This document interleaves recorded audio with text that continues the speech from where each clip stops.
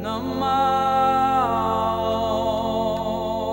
Vishnu Padaya Krishna Prestaya Bhutale Srimate Bhakti Vedanta Swamin Ite Namani. First of all, maybe just give us a little background about yourself. Were you raised in a religious family? Did you think about God as growing up? Were you inclined towards philosophy when you were growing up? What was your household like? Uh, the family, my father was, a helicopter engineer, so he was all mechanics and like that. My mother was from the north of Sweden. They tend to be a little more what would you call uh, yeah, they believe in things. They believe in the little people and so forth. So she had that, and she was maybe some sort of Christian, but not very much. Um, so I wasn't into religion at all. I was into philosophy more, and that's also how I came across the Krishna. Well, the Indian type of thought. So But you that was studied like, that in school or just on your own? well, actually, this is an interesting thing. No, I didn't study it at school. In fact, our teachers asked me and Ajit to tell them more about consciousness. They knew we were interested in Indian thought, and they themselves were not clued up at all. They were more, these were the times in the 60s when even the academia, they became like very leftish and even to the point of Marxist. And so they didn't teach any sort of existential thoughts. It was all behaviorism and so forth. So, in fact, they did ask us if we could tell them a little more. Okay. What books were you into before you read the Gita? What was your Uh, leaning philosophically then, prior to meeting well, the devotees? yeah, into, I wouldn't say. I was into Indian thought, and I read the Upanishads, the major ones, even as a 15-year-old. Didn't understand much, of course, but I knew there was some majesty behind it. And but I became more interested in existentialism, Jean-Paul Sartre, Camus, like that. So that's what I read. And then later on at university, I ran across Yogananda, and I corresponded with his society and was invited, in fact, to the ashram in Ranchi in India. So there was some contact with Hindu Indian thought. Mhm. Mm. So a basic understanding that there is a God, existence of God was something that was within your realm of consciousness. It was mm, very undefined, of course, but still, yes, there was. Right. What about that first meeting with the devotee?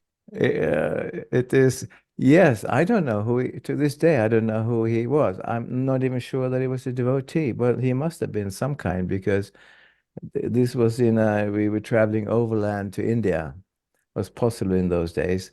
And we were in Afghanistan. And when I say we, I mean me and Ajit Prabhu. We're longtime friends. And in the evenings, we used to get together with the rest of the group, the travelers or the hippies, if you like, and discuss things. And there was always, inevitably, was a discussion on spiritual topics. So one evening, he brought his Bhagavad Gita, which turned out to be Collier Macmillan, the first, the Ginsberg Gita, so called. And I said, "Oh, I already read that because I read the Swedish version." an old translation from 1912, I think. So he says, "Oh no, no, no! This, you should read this one. This will really explain it to you." And so, can I borrow it? Yeah, sure. So I borrowed it, but it turned out, uh, he was actually maintaining himself by smuggling hashish in hollowed out statues, and the police were on to him.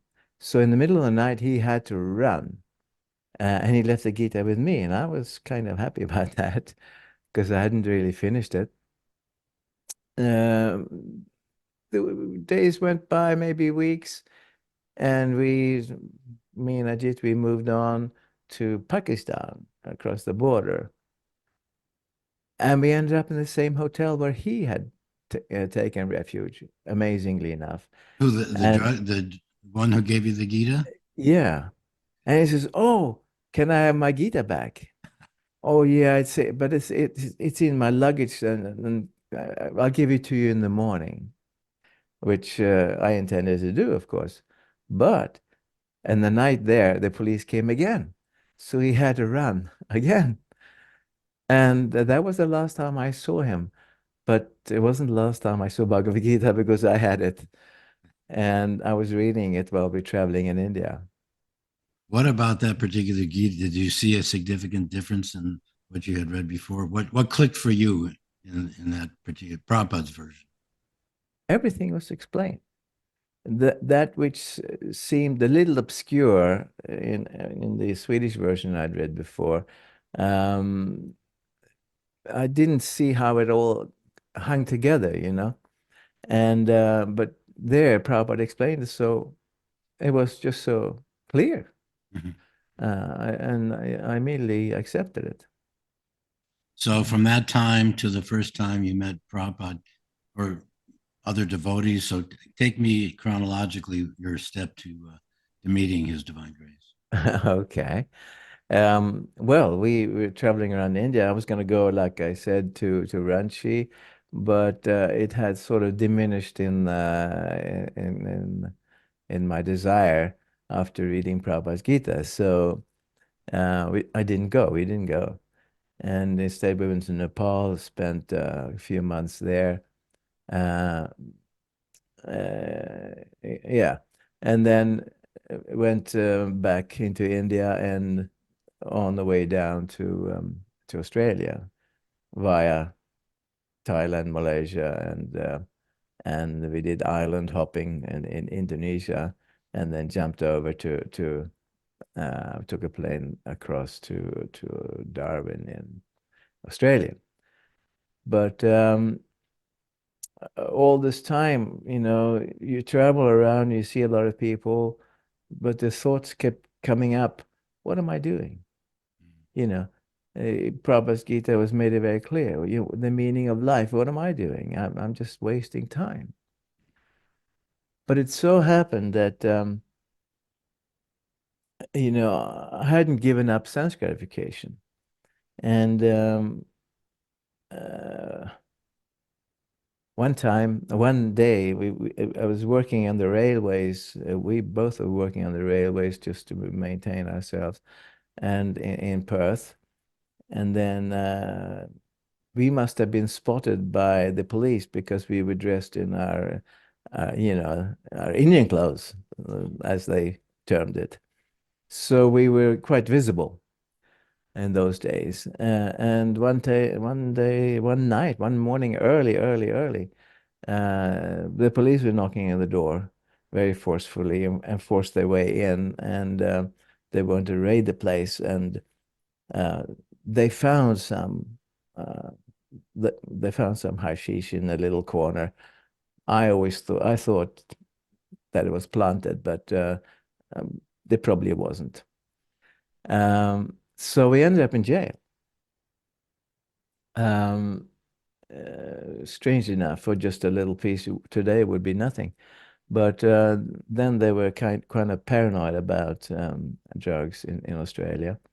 And so I ended up in a cell was ridiculous because I was in the different divisions there. I was in the division that housed all those prisoners condemned to death. Oh, wow. Yeah, they sort of stopped hanging people before I got there, but they were still in those cells, and they had no privacy, just iron bars for the doors, and at night they just screamed out the angst, you know. And it was very, very traumatic. And again, I sat in my cell and I said, "What am I doing with my life? And in fact, what do I want?" And came up with two answers to that. One was, I want God. And the second one was, I want a really good woman. As it turned out, both Both came. manifested. Huh? Yeah. But as I was sitting there thinking about and writing down these thoughts, I looking out the window, which wasn't a window because it was all broken, but the bars were there. And I see, this is in the night, I see someone running in the courtyard. And you're not supposed to. So I was, what's what's going on? And then I heard a shot, and immediately after the shot, someone says, "Stop!" Yeah. As it turns out, the official version was that they cried "stop" first and then shot him after. But they actually shot a man there, the guard. So they were the very serious business. In fact, I wasn't even allowed to look out. They told me if you looking out the windows at night, then we have it entitled to shoot you. Yeah, I don't know if that was true or just to scare me. And then they moved me into a cell with another prisoner, and he turned out to be kind of a nasty guy. He's a repeat rapist. Here they are putting a young 19, 20-year-old or 20, yeah, young guy never punished before together with a repeat criminal and a rapist at that. I don't know. It's just boggles the mind, you know. Anyway, I finally get out and traveled across the desert to Sydney, which is where I met my wife to be. Hmm. You met her before. Was she a devotee then? No. Okay. Um, So you met her before the devotees, ISKCON. yes, yes. And we started going, me, Ajit, and her, we started going to the temple because we met the devotees. We met Bali Mardan and we met Upendra on the street doing the normal thing for devotees, they're chanting and distributing leaflets. So we knew that there was a temple. And one day I decided I took a day off and went to the temple. And I saw, they're reading the same Gita that I am. And because I didn't know at the time when I got it that there was a society. Yeah, I didn't know ISKCON existed. So from then on, we started going to the Bondi Temple in Sydney, first of all. And then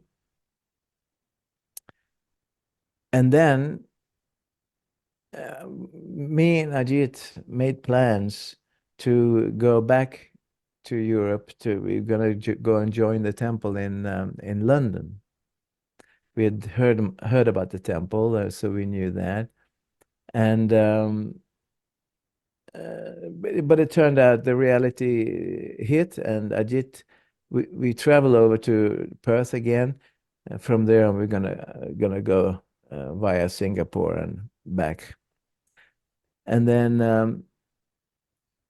Ajit had to, for a different reason, go back to Sydney, and he decided, I'll join the temple here. Why should I, travel? And he had written Prabhupada already asking if we could go to Sweden. Yeah, and Prabhupada said, yes, of course. And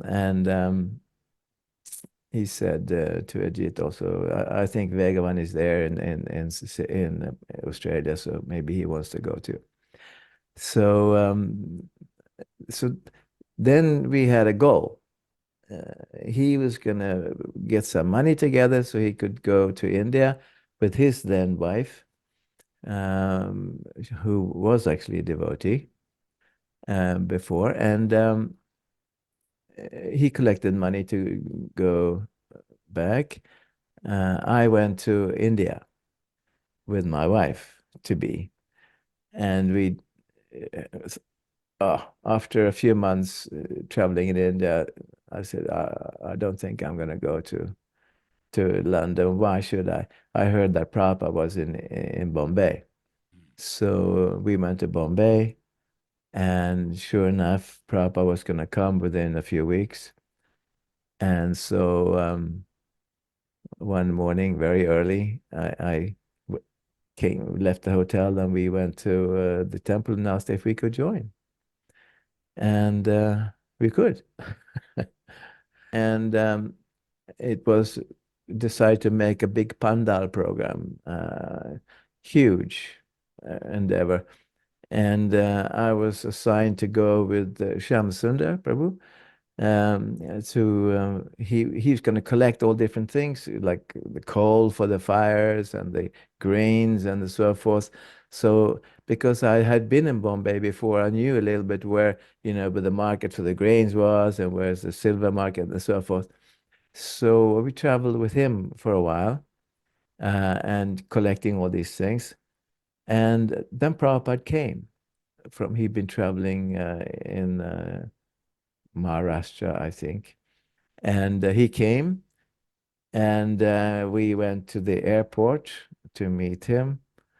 And my first thought was, wow, he's so small and yet so great.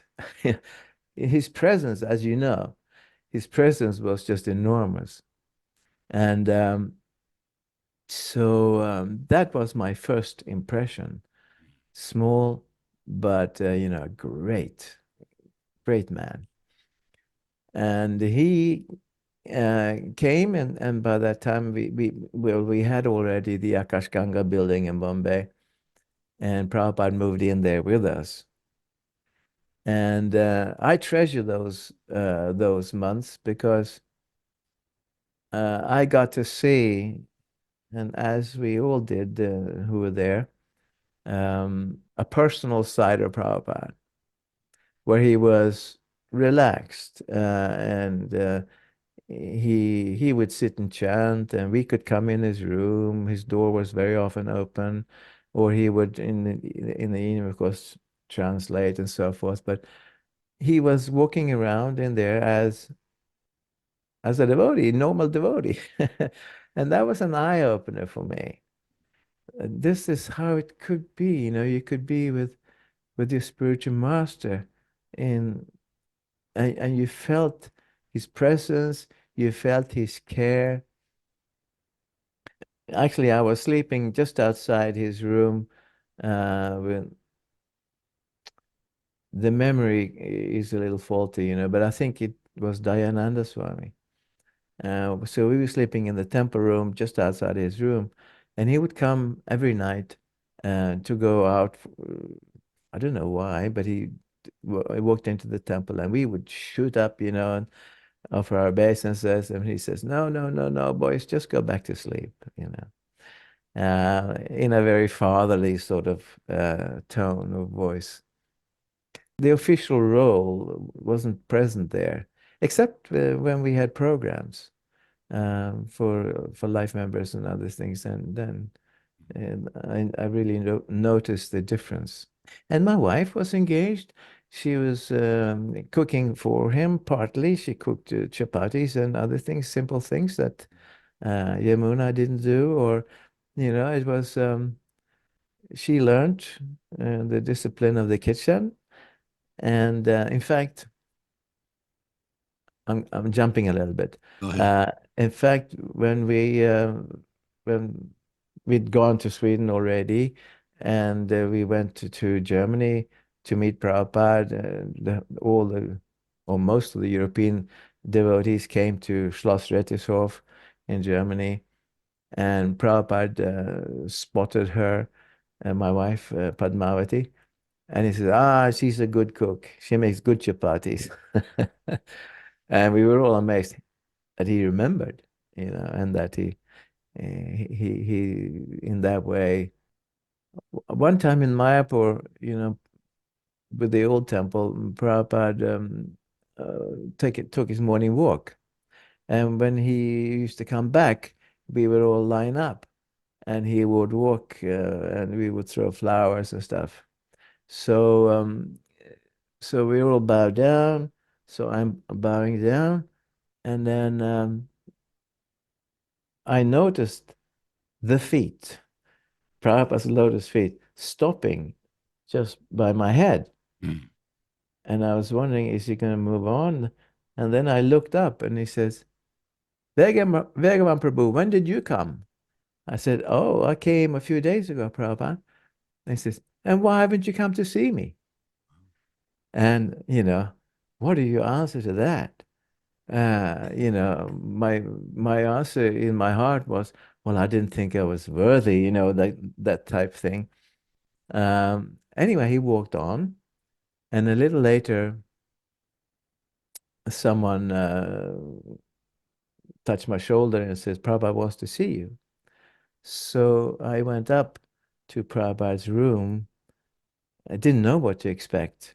Uh, but it turned out that he wanted to just converse, converse. And the thing that I remember about that conversation was uh, he was talking about cooking samosas, but doing it in good mustard oil. Mm. Uh, and, you know, he wanted to talk, just having a relationship. And I was so full of awe and reverence that I felt my inability to live up to that. Mm. And somewhat, of course, but yeah, this personal relationships, the remembering who you were. I mean, I never really thought that Prabhupada before would remember me or anything like that, but he did. On several occasions, he did. Personal. What about the initiation? Was there any instruction or memory there that was meaningful to you, and a relationship that developed when he gave you your beads and your name? Yeah. Um, First of all, the situation was incredible because, there was what 20, 30,000 people in the pandal, and he um, he didn't do the ceremony himself. I think that was Subal Maharaj that did the fire. And but when he gave the beads, he says, so he'd already talked to the people about Krishna Consciousness Society, how it is international. Here's a Swedish boy marrying an Australian girl in India in this fashion. And so it truly is an international society. You might have seen or heard that lecture. Um, and then he asked me, so Vegavan Prabhu, where do you want to go? Do you want to go to Australia or Sweden? Where do you want to go? And I thought, oh, I can choose. And but I didn't know. So I just said, I'll go wherever you want me to, Srila Prabhupada. And then he said, you can go to back to Australia. And and then a few weeks later, well, maybe a month or two later, he was due to go to Australia. Um, and seeing that I was going to go anyway. And the temple authorities, well, uh, do you want to be the Prabhupada's servant? And of course I do. But I don't know the duties. So then I was told what to do with it, with Prabhupada's medicines and so forth, you know. And so we went. And Along with your wife. no, Okay. my wife stayed. She shortly after that went to Calcutta. The Calcutta temple just started, and then they went to Jagannath Puri for the festival. And she was due to come and join me in Australia. But I traveled with Prabhupada then in Malaysia and to the different preaching engagements. And what I remember it was very interesting because you see, Prabhupada was a little bit of the official Prabhupada there when dealing with mainly Indians in Malaysia. And I remember one man, possibly this is noted down somewhere, one man was offering Prabhupada land and a temple. He's going to build one. And I thought, wow, you know. But in the evening, when we were alone, um, Prabhupada said, no, he's not going to do it. He saw through him completely. And in fact, Prabhupada even thought that he might even take advantage of and swindle us. Yeah. But then we traveled and then we went down to, and in KL, I had to arrange the papers for Prabhupada to come into Australia. So I was running around getting papers here and papers there. And finally, I got that cleared. But the thing was, I had not checked my own passport. And and so when we were supposed to go on the plane um, to go to Australia, the airline stopped me and says, you don't have a visa. I says, I do. I got a visa over a year ago. Yeah, it's old. It's gone It's out. expired. It's expired. Oh, but I had to go. And they finally agreed for some strange reason. Oh, but I have to tell you another story. It's in the Singapore airport. Prabhupada needed to go to the bathroom. So I went with him into the first part of it, held his beads, and and and, and there was a young attendant there. And when Prabhupada came out, he asked me, "Is he your father?" And I said, "Yes." And Prabhupada smiled. That was nice. How did you overcome the lack of a visa? I would attribute it to Prabhupada's miracles. Because when we came to Australia, the the immigration officer, let him through, but not me. Said, you don't have a valid visa. And I said, oh, sorry, but I have to go with my spiritual master. He says, no, you can't come in, but I have to. And we argued, and then he sent me to his supervisor. Mm. And the supervisor, yeah, well, I told him my story. And as a final thing, I said, well, my wife's Australian. Do you have any papers? No. But I have photos. Guru Das had taken some very nice photos of the wedding. So I had that and I showed them. And somehow he stamped the passport indefinite stay. And so I walked back to the same officer that stopped me. He couldn't believe his eyes, you know, because these were the very strict days in Australian immigration. So yeah, that's how I got. And Prabhupada was waiting out there, and with devotees, of course, and they took us into a flat that another couple, devotee couple, let Prabhupada use while we were there. Did he ask you what happened, or did he say anything that No, Krishna helped no, he didn't ask. I guess he knew that he'd performed a miracle. It was very, uh, yeah, you? quite. Sat with him on the plane? Were you next to him, or I what was your sat with seating him. arrangement? Yeah, the first trip, yeah, because we took the deities.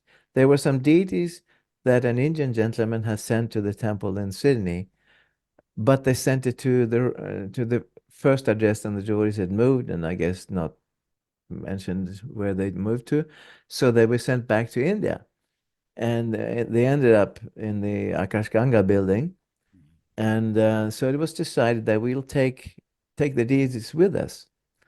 Krishna was put in a big box and went into the hold.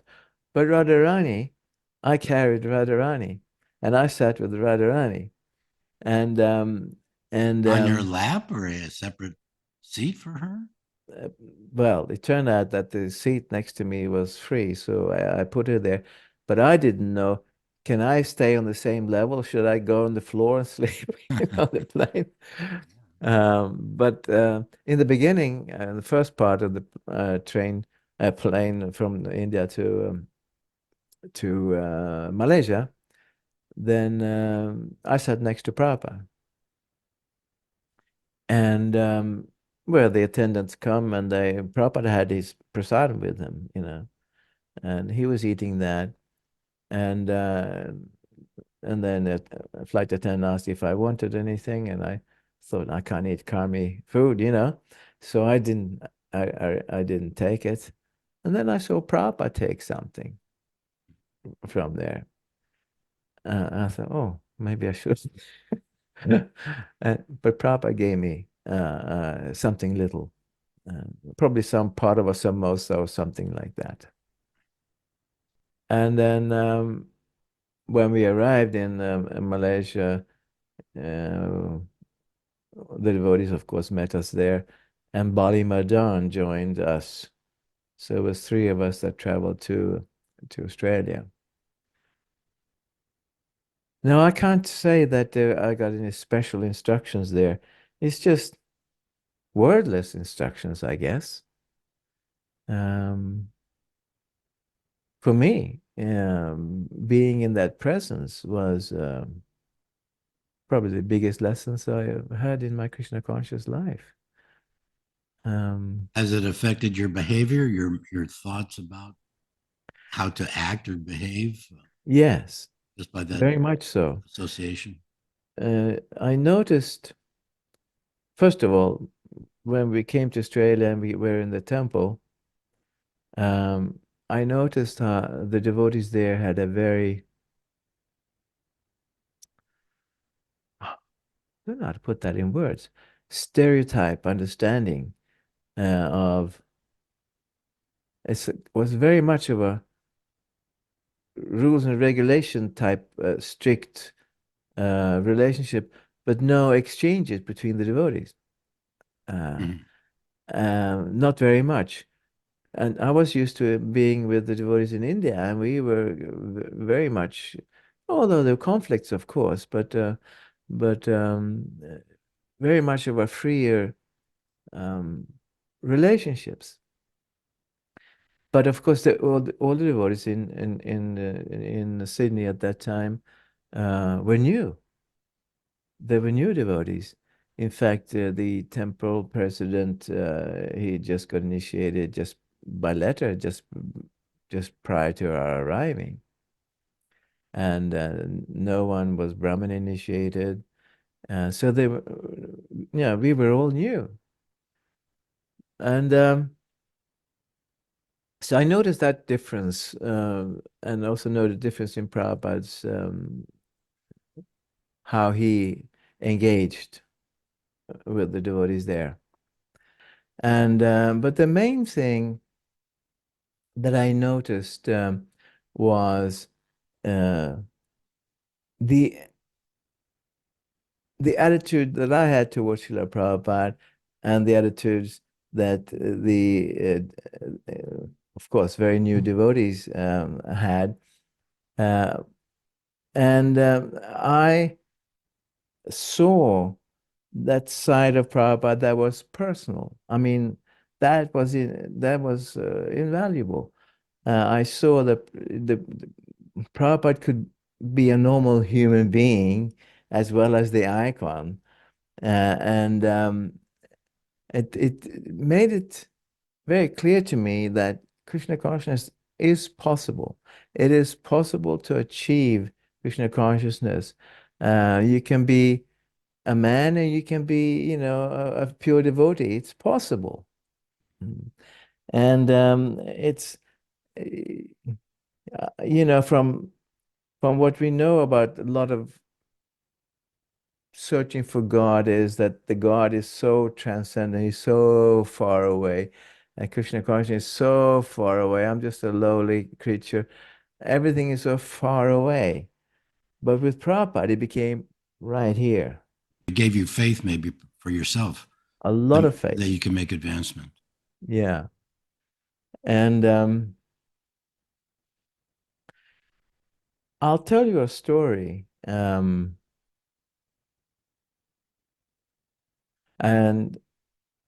you can edit it.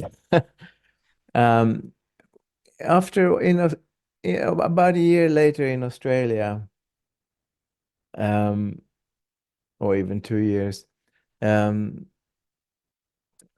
ended up coming in conflict with a devotee that I knew from India. He'd come to take over, and I don't particularly have to mention his name, but he's a sannyasi. And he, when Prabhupada came, he went to Prabhupada and said, Prabhupada Vegavan is preaching unbona fide philosophy.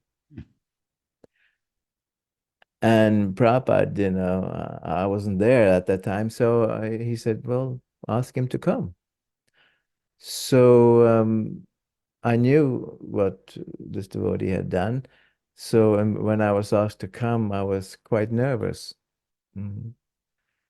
And he says, so we're going to probably so and so Das has um, said that you're preaching unbona fide philosophy. I said, well, I don't think so, Prabhupada. I was just taking some excerpts from a book by Bhaktivinoda Thakur Hmm. called the Bhagavad. So I didn't know it was unbona fide or not, and I don't believe it. And then Prabhupada says, so what is that book? It's called the Bhagavad. And he sort of indicated they hadn't read it. And then, can you tell me something? And then I had the book with me, and this is um, one thing that that this devotee had uh, had mentioned was that take the spirit of the Shastras and not the words. I found that extremely encouraging. And also, he said in there, liberty then is the principle we must consider to be the most valuable gift of God. I'm sorry, what was the most valuable gift of God? Liberty. Liberty. Okay. Yeah. It had a whole, Bhaktivinoda had a whole exposition on the importance of liberty for progress, and that you have to, you know, knock yourself on the door and not just, yeah. Anyway, so when Prabhupada heard these quotes, he says, "Oh, very nice." And you know, a stone fell from my chest. Yeah, Yeah. because those words had really meant a lot to me when it became so impersonal and so it's it's like this and it's like Rigid. that. Yeah, rigid. Yeah. So Was the Swami in the room at the same time? Did he hear Prabhupada's yes, response? yes, he was. He didn't respond, and we both left, and we never mentioned it again. First of all, how long were you able to be Prabhupada's personal servant? How long did that last? That Very cycle? short, because when Prabhupada then left Sydney, he was gonna, I think he was going to America, and I was going due to stay in Australia. Uh, so it was a span of maybe 1.5 months. Okay. What in those that month and a half, 2 months, whatever it was, you talked about how Prabhupada was very personal with you. And there other exchanges that Prabhupada had with other devotees or guests or professors or meetings, um, any quality that are one of the 26 qualities of a Vaishnava. Uh, any example of that in your personal Well, association? when we were in Sydney and we were staying in that flat that the Grasta couple had evacuated, then Prabhupada came out in the kitchen once. I don't know. I don't think he liked mine Bali Mardan's cooking. I'm not so sure. But he said, "I'll show you how to make kachoris." So he instructed us how to make kachoris. I've since then forgot how to make kachoris properly. But that it's just another one of those things. Prabhupada comes up and he's just so friendly and he just I don't know. What impressed me was we were carefully doing things and measuring everything. Prabhupada put them all together and went, boom, finished. You know, I just couldn't believe it. Uh, other, well, later on, me and my wife went to Sweden, and so did Ajit and his wife. Was that Krishna Premi? Yes, Okay.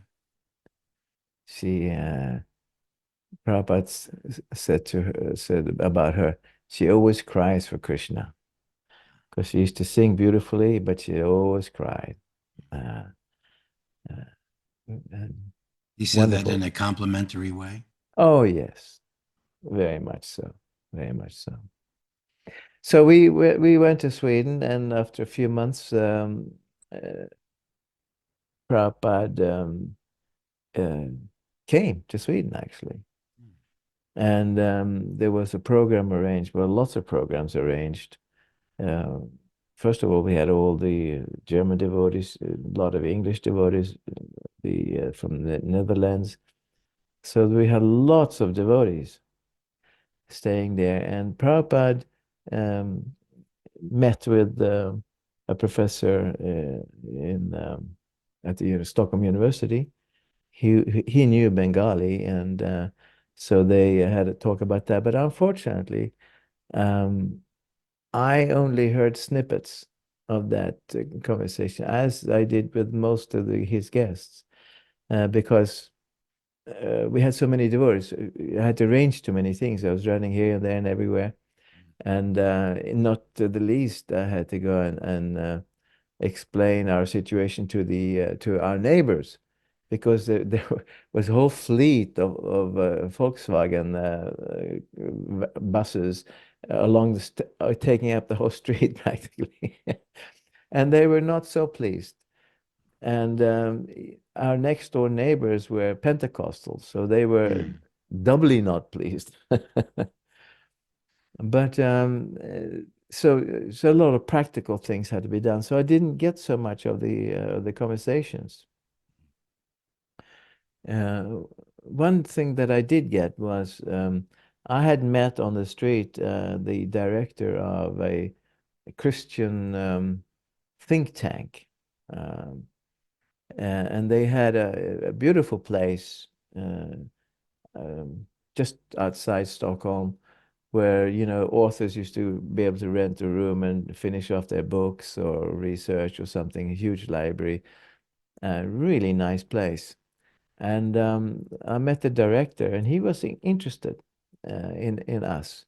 as a phenomenon. Not, yeah, he was a Christian, of course. And so he invited us, or rather, he invited Prabhupada when he heard that Prabhupada was coming. So we went there, and Prabhupada spoke to an assembly of scholars, mixed scholars and Christians, and um, it didn't go too well because Prabhupada's, they were into dialogue. They were into like an intellectual dialogue, a philosophical, a theological dialogue. Prabhupada was into saving people and getting to their hearts. So they talked past each other a lot. But there were some that really appreciated him. And and on the way back, this was night then. On the way back, Prabhupada, I've got to get this right, was traveled in Krishna Das's old Volkswagen, the bubble, and somehow I think they ran out of petrol or something. They stopped on the road, and we came a few minutes or so after. By that time, it was interesting. This is what I was told. Prabhupada had said, "How far is it to the temple?" "Oh, it's so many kilometers, 5 kilometers or whatever." "Oh, we can walk." Took his cane and was ready to walk, uh, and not upset at all. He just saw the situation. All right, this is how we solve it. Very practical. And the same thing I experienced when we were still in Sydney, and I was staying with him in the flat, and he's going to go to a TV interview. And I had to stay back because taking care of his uh, washing, make sure it was being done. And anyhow, when he came back, he wanted, I guess, shower and put on fresh clothes. And it turned out that his Brahmin underwear were not dry yet. I sort of forgot to iron them to dry them, and so hmm, you know, and then a few minutes later he called me and he'd ripped some piece of cloth he had. He'd made a new set of underwear, and he said, "I'm not dependent on anyone but Krishna." Yeah. Wow. So that's also one of those nice moments of learning. He could have been angry. Would have been very angry, but I've seen some of our newer gurus become angry for much less. uh, He is the Acharya. Definitely the Acharya, yes. And seeing that practical example, did that help you in your own in life and being able to tolerate and not unnecessarily demand something from someone, having that rub off on you in that way, or is that your nature anyway? Partly my nature, but it definitely emphasized it, you know.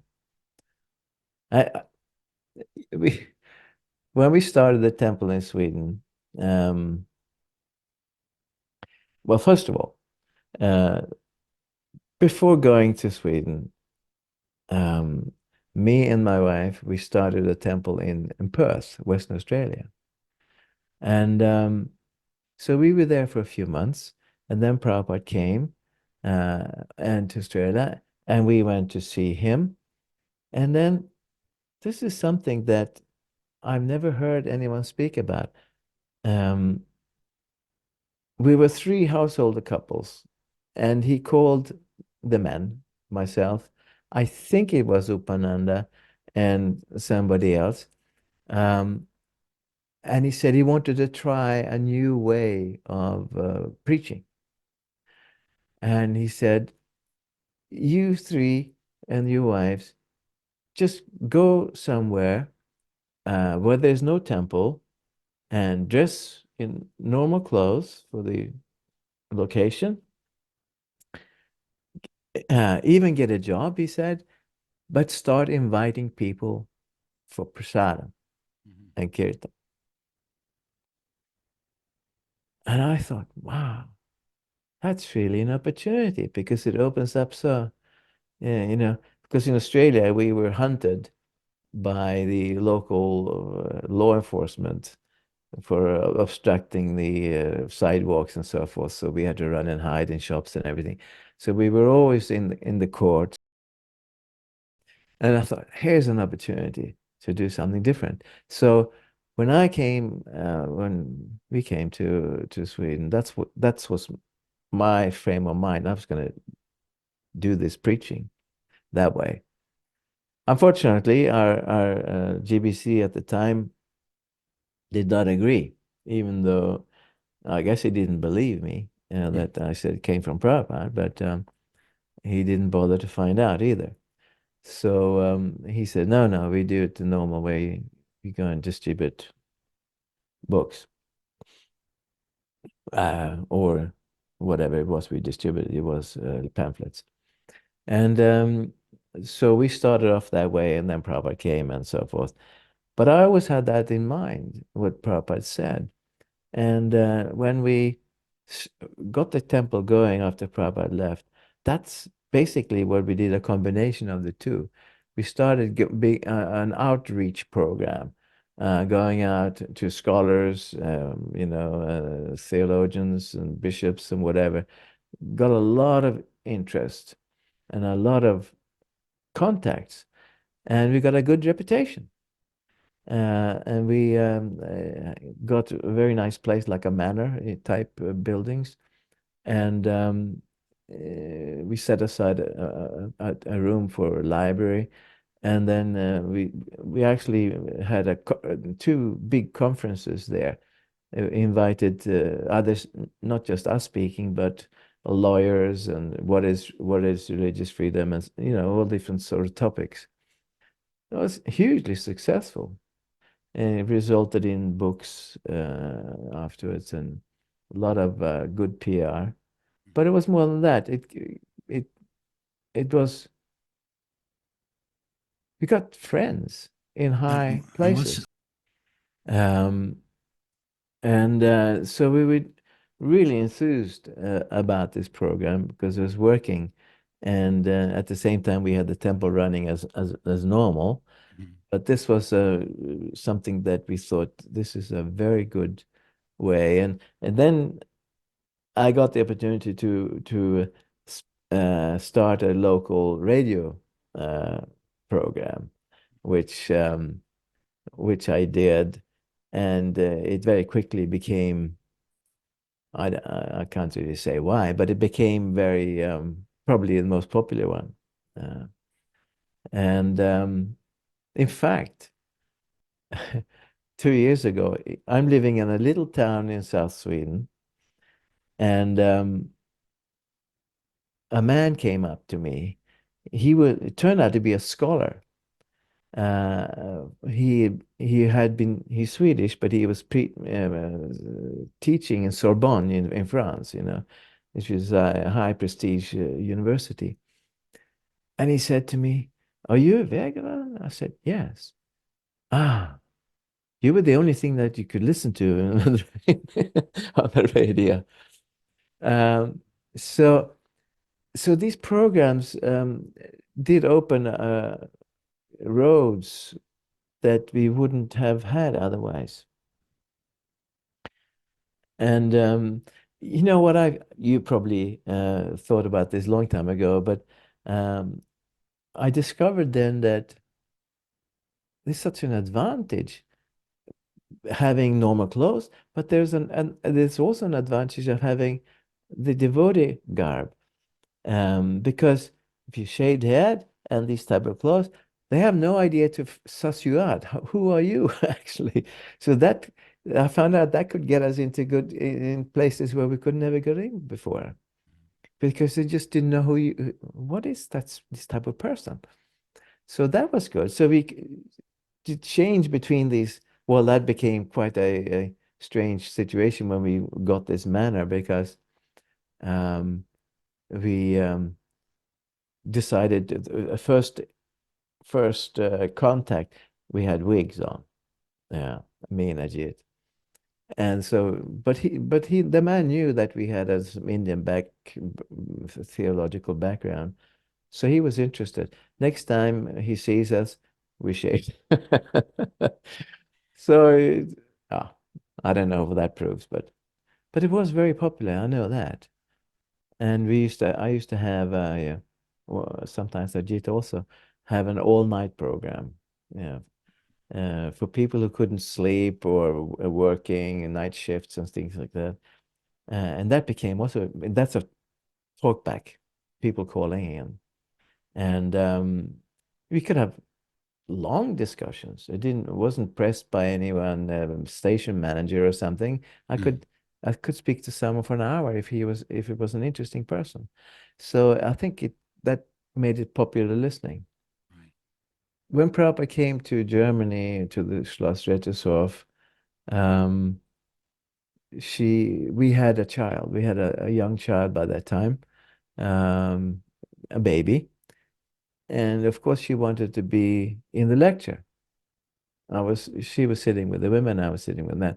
And but he got a little unruly, the little baby making noises, so she had to go. And Prabhupada told her, well, you get something nice, but you have to I don't think he said the word suffer or but you get something nice, you have to give up something. That was the content. She told me that one. And on several occasions, he met her and he said that she was a good cook. And on many occasions where I met Prabhupada myself, he would, well, I can think of three occasions. He asked me, so where's your wife? Ah, yeah, that was, I like that. It's personal. Yeah. Any instructions that Prabhupada gave you as a married couple, how to treat each other? No. Okay. Um, but I can tell you a little bit before, just how it happened. I had gone on behalf of my wife and me to ask for initiation. The devotees told me that no, you have to wait 6 months or something like this, and I just joined. And but some other devotees said, "Well, try." So, so I went to Prabhupada and asked him, and he said yes. So that was the initiation. But then he also said, "I understand uh, that my girlfriend was there, of course." And he said, we can have a marriage at the pandal. So I thought that was really nice. Oh, let me tell you another thing. I'm just rambling on, Go okay? ahead. I love it. Keep going. When we got to Sydney the first time with Prabhupada, me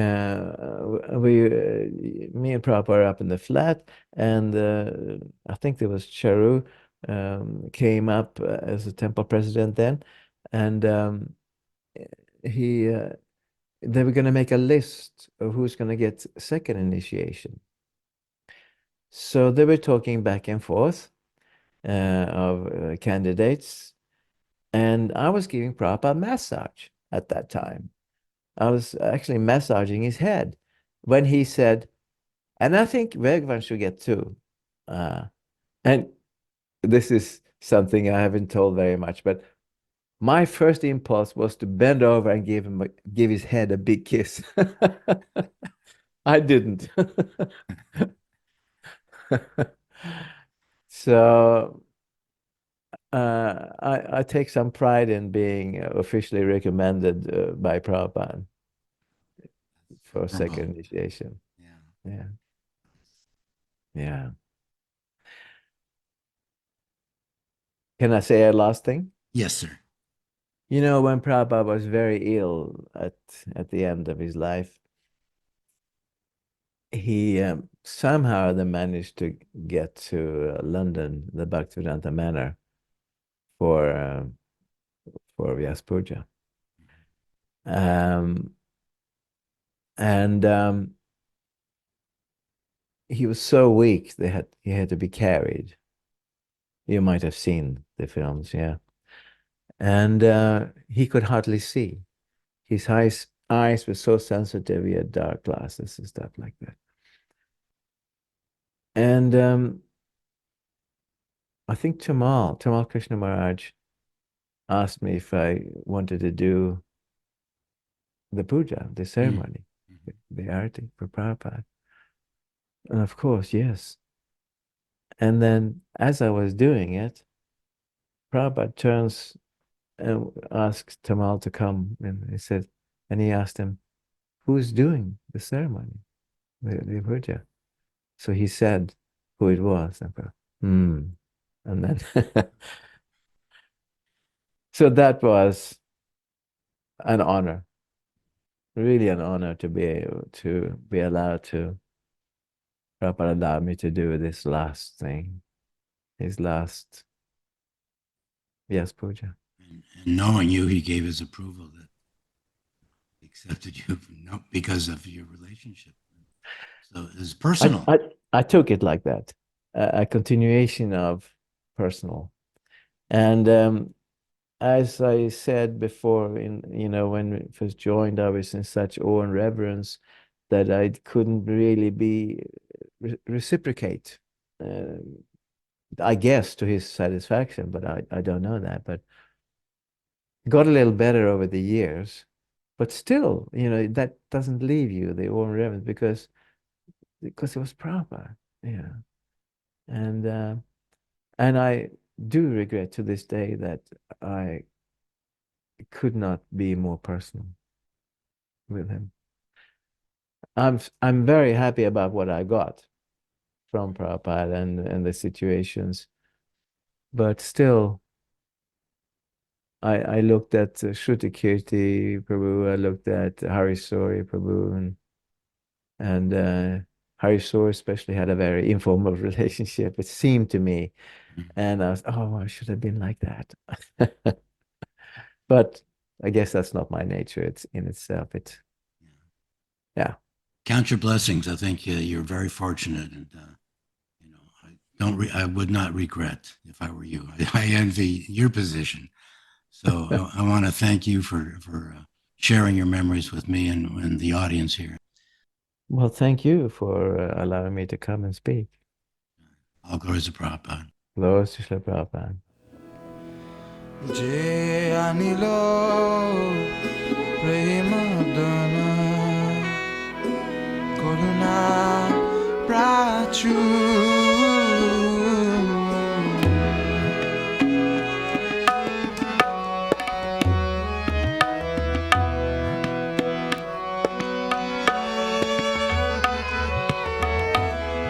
Jai Anilo